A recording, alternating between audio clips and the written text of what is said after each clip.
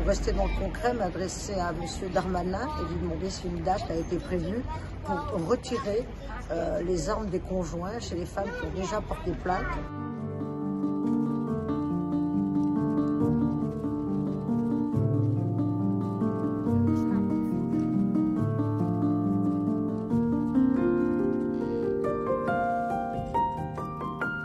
Je sors et au moment où je ferme la porte à clé, je vois une porte qui s'ouvre, c'est la porte de la cave, et mon ex-conjoint avec un fusil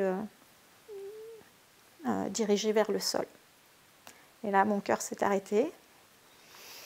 J'ai laissé les clés sur la porte. C'est un détail qui est très important pour moi parce qu'il empêchait d'ouvrir de l'intérieur. Ce qui fait que si ma fille voulait sortir, c'était impossible. J'ai reculé et lui s'est retrouvé devant ma porte. Et on s'est retrouvés à 2 mètres, l'un en face de l'autre. Et il m'a juste dit une chose, c'est « ne crie pas ».